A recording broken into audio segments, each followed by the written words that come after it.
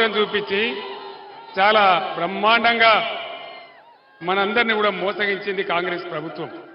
ఆనాడు నా ప్రాణం అడ్డం పెట్టి 15 సంవత్సరాలు రాజీ లేని పోరాటం చేసి ఈ తెలంగాణ రాష్ట్రాన్ని మనం సాధించుకున్నాం. నేనక్కడ నిమ్స్ దవాఖానలో పడి ఉంటే మీరందరూ కూడా ఎక్కడి వాళ్ళు అక్కడ నిరాహార దీక్ష శిబిరాలు పెట్టి పులుల్లాగా కొట్లాడితే మన రాష్ట్రం మనకు వచ్చింది. మిషన్ భగీరథ నీళ్లు వస్తున్నాయా? బంద్ అయినాయా? కరెంటు కోతలు మోపైనాయా? మరి ఎక్కడికి పోయింది 9 ఏళ్ళు వచ్చిన కరెంటు? ఇవాళ అసమర్థత.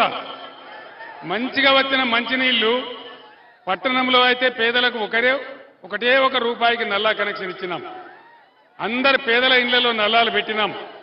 అందరి ఇళ్లలో నీళ్లు దుంకిచ్చినాం, గోదావరి నీళ్లు. మరి ఇప్పుడు ఏం రోగం వచ్చింది ప్రభుత్వానికని నేను అడుగుతా ఉన్నా. వచ్చిన కరెంట్ ఎడిపోయింది, వచ్చిన మంచినీళ్ళు ఎడిపోయినాయి.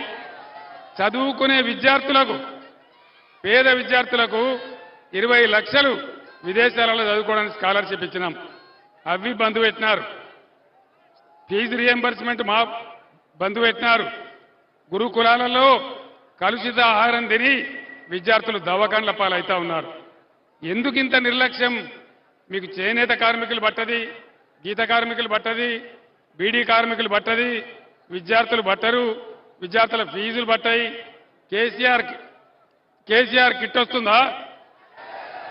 అది బంద్ పెట్టినరు. సీఎంఆర్ఎఫ్ వస్తుందా? సీఎం రిలీఫ్ ఫండ్ కూడా వస్తలేదు.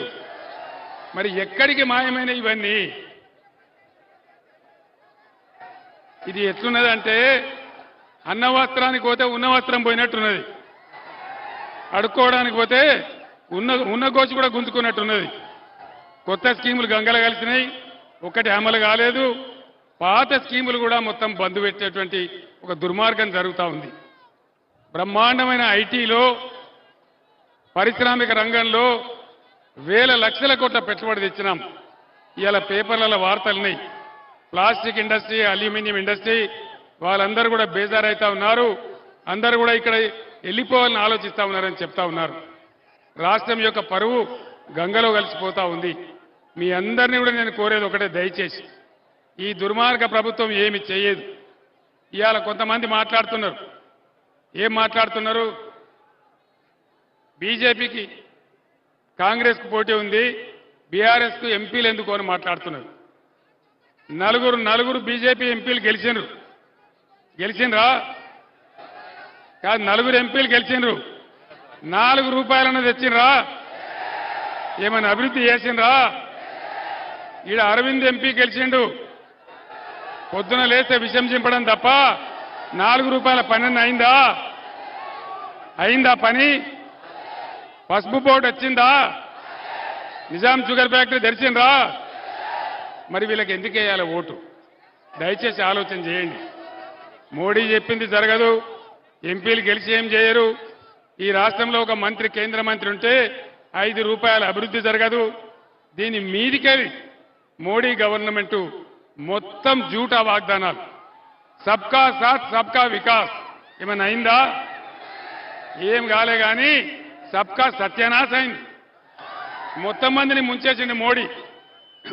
ఇదంతా గ్యాస్ పురాణమే తప్ప ఈ దేశంలో ఎవ్వలకు కూడా ఏమి కూడా చేయలేదు, చెయ్యరు కూడా. అందుకే మీకు మనవి చేస్తా ఉన్నా, దయచేసి మీరందరూ కూడా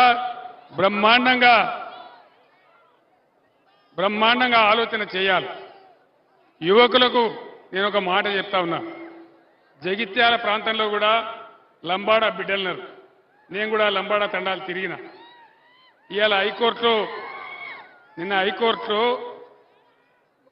జడ్జి గారు చెప్పినారు, ఆనాడు బీఆర్ఎస్ ప్రభుత్వంలో మేము గిరిజన బిడ్డలకు రిజర్వేషన్ పెంచాలని 10% రిజర్వేషన్ ఇచ్చినాం.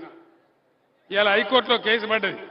ప్రభుత్వం గట్టిగా వాదించాలి కదా, తీయాలి కదా, శాస్త్రీయంగా లెక్క చేసి చెప్పినాం కదా, వాళ్లకు పెట్టే పరిస్థితి లేదు. తెలంగాణ ఆనాడు వరద కాలువను రిజర్వాయర్ చేసుకుంటే బ్రహ్మాండంగా 10 నెలల పాటు కాకతీయ కాలువ నడిస్తే మీకు బ్రహ్మాండంగా వడ్లు పండినాయి. 3 కోట్ల టన్నుల వడ్లు పండించినాం. కొనుమంటే మోడీ కొనలేదు. అందరం పోయి ఢిల్లీలో ధర్నా చేసినాం.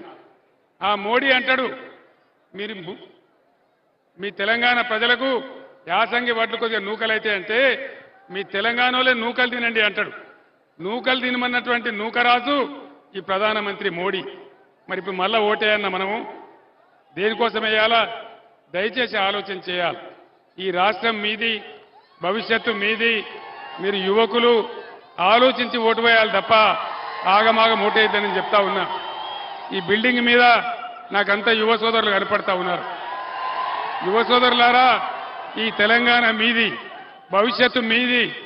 కాబట్టి మీ అందరు నేను ప్రార్థిస్తా ఉన్నా, గుడ్డిగా ఓటేయడం కాదు, ఎవరు గెలిస్తే మంచిదని ఆలోచన చేయాలి.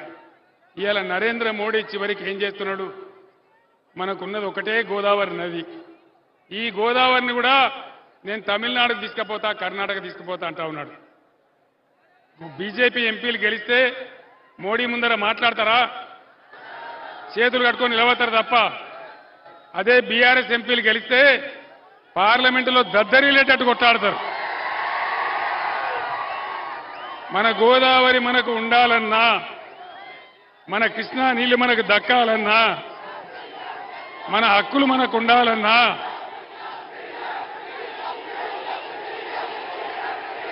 ఎందుక నేను చెప్పేది వాళ్ళకి అర్థం కావద్దా ప్రజలకు?